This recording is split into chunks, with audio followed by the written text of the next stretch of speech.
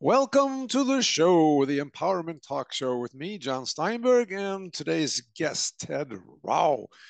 And we don't know each other very well, or we just met actually. And sometimes I interview people that I know well, and sometimes special guests that I know nothing about. And Ted, you're in that category.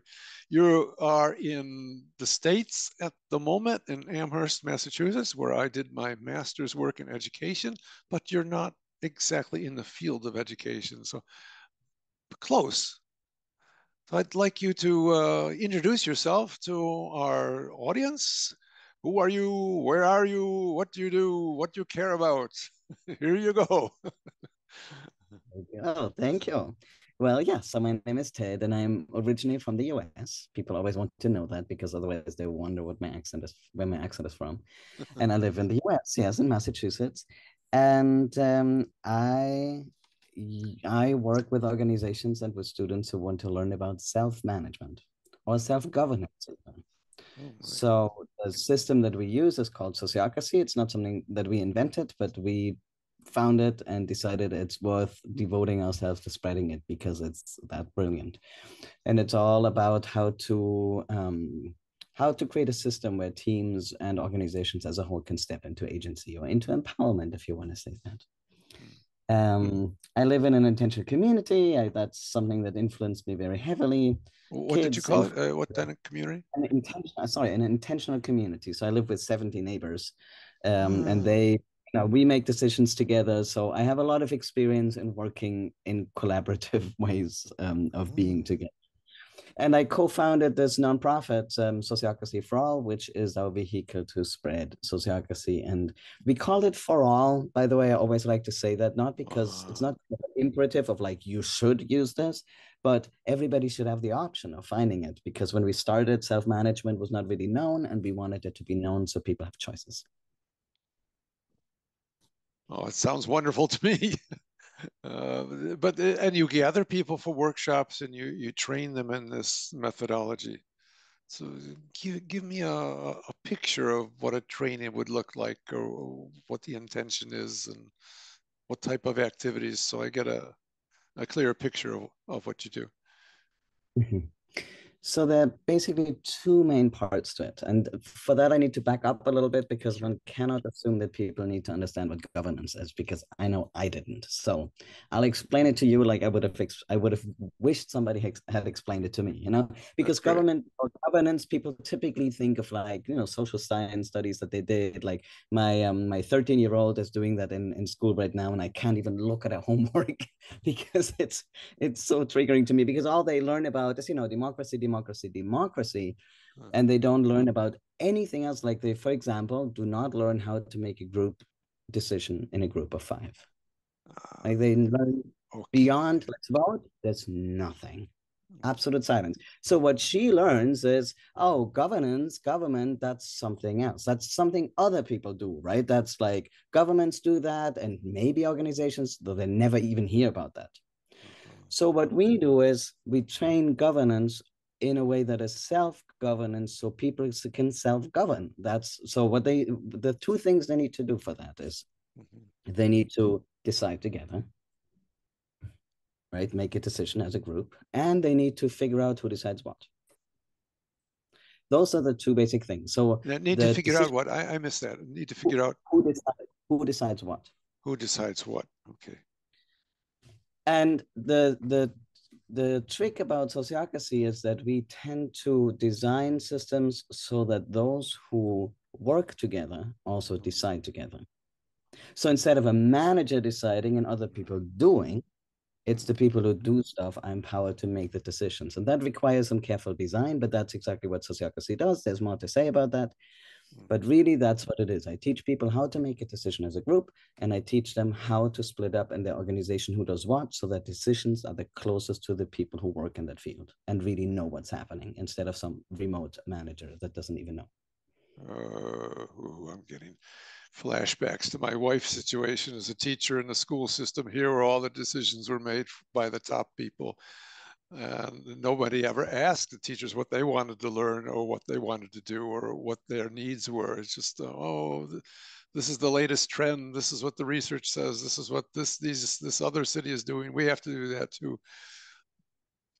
That doesn't work. Exactly that. And interestingly, what I underestimated is exactly what happened to you just now. And that one talks about governance, as as I said, something at first people are like, oh, that's far away. Governance. Who cares about governance? And then you start talking about it, and everybody gets pulled in and has a story and has a this, and because it's so close to our hearts, right? Because it has to do with how empowered do I feel in the things that I do. That's really what it is. And how do I relate to the people that I do it together with? It's very, very close to our sense of self and our sense of how we feel about the world, really. Oh, this is interesting. I'm glad I met you.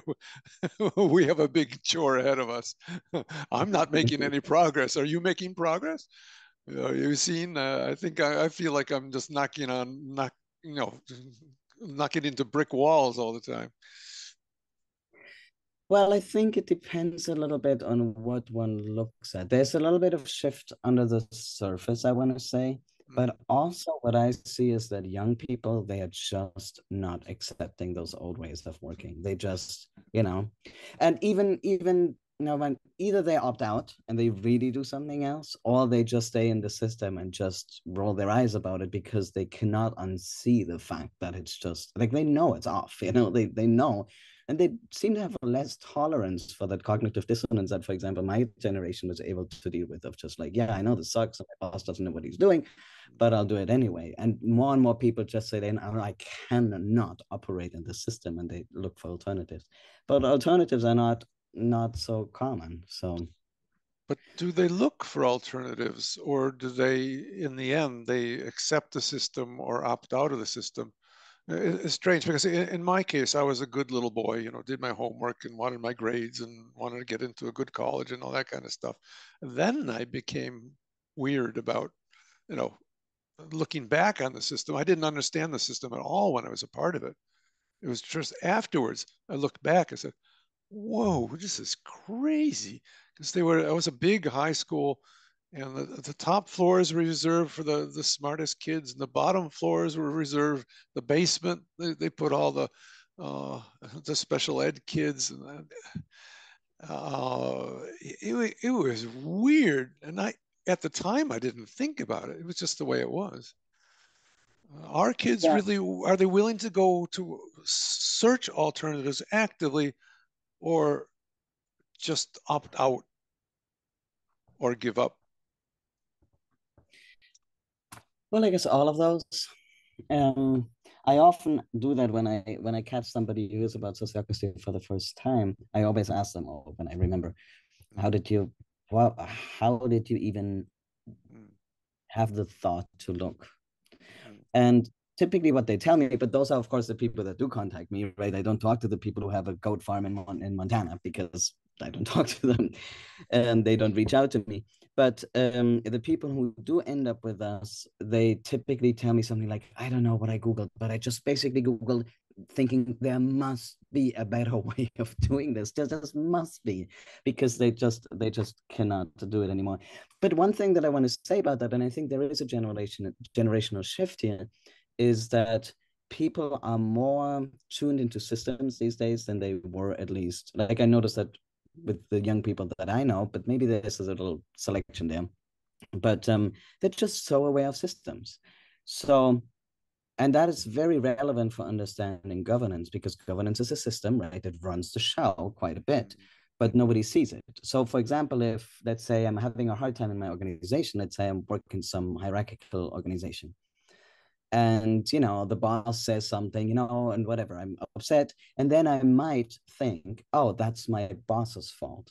So we personalize the experiences. uh, We don't step out and say, wait, what kind of system is this that puts the boss into their position and me into mm, my position? Because this doesn't work. mm, So, but more and more younger people I find do see the systems. And that gives me a lot of hope, actually, because if you see the systems, you can change them instead of just rehearsing the patterns that are given to you by the system, right? Because that's what happens a lot in organizations. So I actually embraced that a little bit of part of my work once I noticed it, is that yes, I teach a particular form of governance, but I think the precursor to that is, helping people see that governance is a real thing and that it has direct consequences for their lives, right? I mean, the organizational life for mostly, but in general. But when you gather, is it mostly young people that you work with? I assume you work with all. Uh, Ages, yes. all right, But but the younger, you the easier time they have, all right. But which would be when you thing. gather them, give me a picture of what do you do? How do you start? What type of questions you're asking? How are you uh, structuring? Yeah, I mean, it typically starts, let's say we do an in-person workshop. I typically have them share about their governance experiences with a prompt that kind of gets to that of, when did you work in an environment that you really enjoyed, that you really felt was nurturing you and kind of conducive to the work, that kind of stuff. And then typically you get those personal stories, right? You get the like, oh my God, my boss here, I hate that. And oh my God, I did hear that was really good. And Uh, then you're ready to kind of zoom out and say, okay, so here's what uh, governance is, right? Have you ever struggled with a decision-making mm, system? Right, voting really sucks. Like I had that experience as a student. I was in a situation where we voted and I could not believe how harmful it was really. It led to this polarization. It was superficial. It was yuck, honestly. So but everybody has a story like that, right? Or consensus decision making where it just took for hours and you think like, really, is that it? Is that how we're supposed to do it? So and then you have them all primed and now they're like, wait, is there a better way? And then we typically show them like that way of decision making. It's called consent decision making. That just it's kind of close to consensus, but has a really interesting tweak to it uh, that makes it much easier. And then the deciding who decides what in a kind of a flexible dynamic system with a lot of closed feedback loops. So there's and then we practice decision making. It's very practice oriented because my experience is that people, if they approach it intellectually, they're kind of in a defensive mindset. They're like, oh no, collaboration can never work because you will always have a difficult person or something like that. Like they'll just kind of dismiss it right away. And as soon as they've tried one of the processes, like selecting a person without voting or making a group decision or figuring out a circle structure, like a team structure that would really work, all of their resistance melts away and they say, yes, this feels right. I want to do this. It becomes like an emotional yes more than anything else. It's really fascinating to witness how the intellectual knowledge doesn't do a thing, but then our hearts somehow open to it. So how we did you try get to. it? How did you get Sorry. into this, Ted? How did you get Oh, into how this, did I Ted? get about it? Well, actually, for me, it was I mentioned this community, right, and this Mm, runs so Socratically. And I didn't know a thing about that. I just joined the community for the community. I wanted to live like in a village type situation. I uh-huh. wanted my kids to grow up in a village type situation. And then we had a meeting, and I remember it was really one of those moments. I describe it as one of those moments where you say something out loud, Mm, and you notice as you speak, you're kind of listening to yourself. You're like, "Oh, I didn't even know that." So the thing that came out of my mouth was at the end of the meeting, everybody was asked, "So what was this meeting like? Did it work for you? What worked well about it? What didn't work so well?" mm. And I reflected on that for a second, and I then said out loud, "Well, I'm leaving this meeting feeling more connected to everybody, more inspired, and more refreshed than when I came." And I thought, wait, I've never said that about a meeting. What happened? Okay. What happened? Uh, And then I was really interested. Like then I wanted to tease apart of what are the design principles that work here, and uh, what makes that refreshed and connected feeling.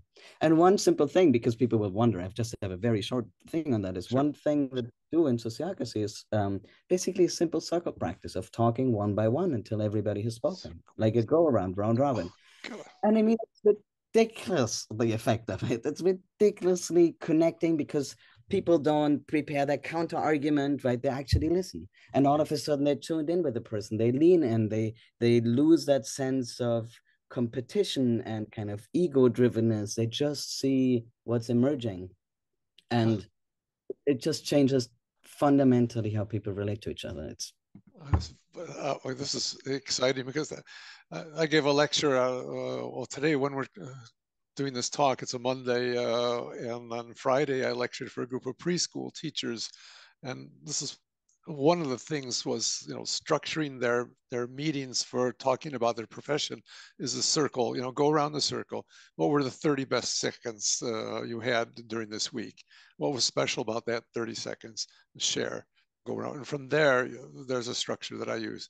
But I mean, our thoughts on this are amazingly similar, and we're not alone out there in having a difficulty with the systems and looking for alternatives.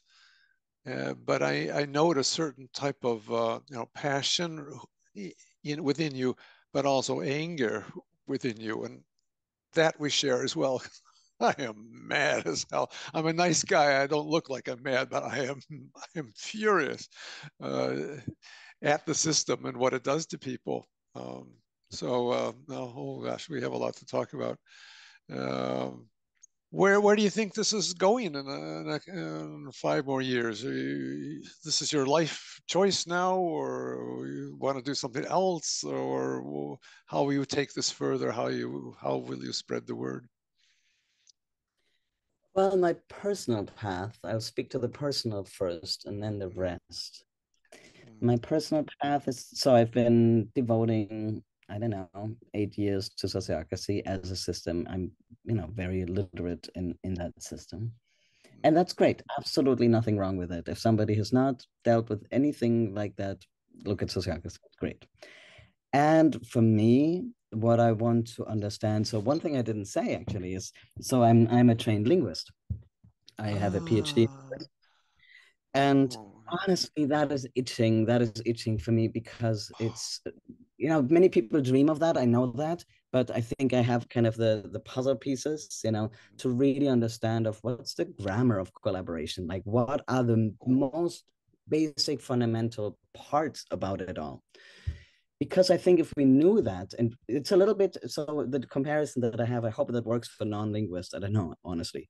mm, Um, when people were analyzing language, let's say 60, 80 years ago, they looked at it kind of at face value, like on the surface, and they argue about what kind of parts of speech there are and so on, like all not super interesting. And then came, like, I was trained in the Chomsky tradition, so then came this huge shift into universal grammar, like the underlying patterns, and all of a sudden, under the surface, you have the invisible stuff that explains much more. oh And yeah. all of a sudden, phenomena that were inexplainable before became explainable. That's exciting. So, what would be that shift? I feel like, I mean, this sounds a little dismissive, but I feel like every leadership book that exists is basically that superficial description. Mm, And if we just saw what's underneath, it would all make way more sense. And that's what I would like to do. So, really looking at the grammar of agency as a collective and all of that, that would grammar be of that. That's collaboration. what I Oh, want to do. I love I that know phrase. that's a neat term. I know that phrase. Like, whoa! I know. I It, was happy that jumped into my head. could give me a couple specific examples of what would you say is an example of the grammar of collaboration? A practical example people could Well, relate one to. thing is, yeah, one thing is that what does a group require? So, for example, what is a decision even? What is a decision? Like Mm, most people cannot even explain it, and I've looked it up. But like, there's no. And please, if somebody knows it, please by all means contact me. But there's no proper ontological description of what a group decision even is. So that's also why we struggle in finding the differences between all the different kinds of decisions. Like, for example, voting is one thing. Like, what is it, how does the individual relate to the group? Like, for example, in consensus decision making, okay, when everybody needs to agree, we mm, basically equate every individual with the group. So if every individual likes it, then the group likes it. But to me, that's wrong, because what might be good for each individual might not be good for the group, might not be the best outcome, because the group has its own whatever we might call it, beingness. So that's something that I'm tracking of what are those relationships between individuals and groups. And one simple thing, for example, is there's having kind of a systematic understanding of how one gets translated into the other. You can, for example, see that if you have one team, you might have a leader. If you now have a team of teams, you might have a leadership team. So there seems to be something about the leaderness that scales up from an individual into a group, but then it also nests so that you have a leader of each group. And like, how does that all work for real? And I think grammar is a really useful way of understanding that. But that's all abstract stuff. But I think, like, at least that's my belief, and that's an hypothesis, that going deeper and going to the invisible stuff would tell us, would have give us more insight about how it actually works. If you That were to visit or observe a work group, say in my case, it's maybe 5 or 6 teachers that are sitting together. They have a meeting once a week to look at the way they're doing things or to decide on policies and to make decisions. If you were observing this group for an hour, what are you looking for? Yes, I'm looking at how each of the, so again, individuals, groups, and organizations, Uh, how able each of those entities is to step into their agency. So, and those are, again, the two things that I said earlier about how do you decide and who decides what. Because you know that feeling or that situation where like one person is somehow making things hard, and you know it's some ego thing or some personal problem that they have, right, okay, and right. holding back the group. So that is the individual level leaking into the group level. And now the group cannot step into its agency together, right? Because there's some sort of a blockage in the way. In a similar way, you can have an organization that doesn't step into its agency because some of the teams or leadership aren't ready. So I would look for those blockages and kind of where they're located. Is it a person that needs personal work to show up for the group? Is it a team that needs clarity on what they're doing so they can really fully step into their agency? That's who decides what, that's not clear. Is it the organization as a whole that doesn't step into its agency because it's not clear about what it's even doing? You know, so many Uh, organizations forget what they're even about. So it's kind of, I think of it, or the mental image that I have is kind of like a shoe that you step into, right? You have kind of the responsibility and authority that you can step into. That's your sandbox that you can play in. But are you fully inhabiting that space, right? Or are you holding back, or are there areas of lack of clarity that hold you back because you don't actually know who's deciding that, or whether you're allowed to decide that or somebody else, and those things that are in the way. So I would tune into the blockages when people say things like, oh, but we can't do that because we don't know dot dot dot. I want to ask, okay, how could you clarify? Like, who has to decide that? Is it clear who decides that? No. Okay, how can we decide who decides that? Okay, we don't know that either. Okay, how can we decide who decides that? Then you kind of go to like, okay, what's the gap in your governance system uh, so that you have the clarity on the most grassroots level? how do you give people? This is will take a long answer, but how do you get people to feel that they are empowered to make decisions at all? If it's this is what I always see a lot of the schools is there's a sort of hopelessness. The students are have a sense of hopelessness, and the teachers have a sense of hopelessness, and then you're there as a consultant, and one of your goals must be to make them feel that they can step in and have more power uh, to help themselves. Yeah.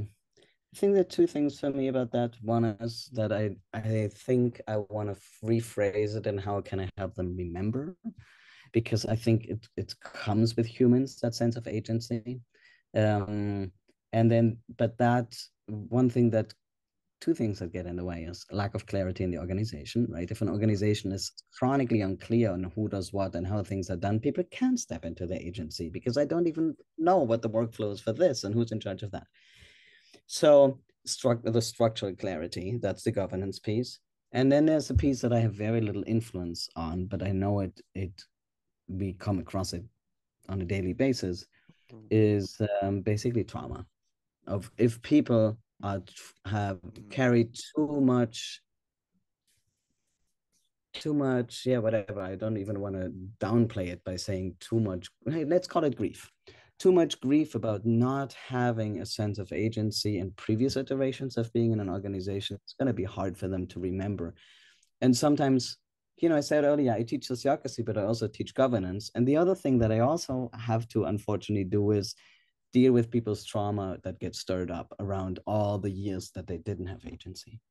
Uh, And that sometimes is the biggest piece. Just, wow, why didn't I? Why? Yeah. And then the people who, because they found that it's adaptive to believe that they don't have agency, right? They will uh, dig their heels as soon as you want to give them agency. And but uh, so I see it as a trauma response, well, really. I listened to your description. I reflect upon myself. I don't know where I got this sense of self-management or agency. It just Yeah. sort of popped out. I was always seen as some type of leader, and the teachers liked me and all that kind of stuff. But I mean, I left the university. I had a good job at the university. I said, I can't take this anymore. I just left, and I didn't know I could do that, and I don't know how I made that decision.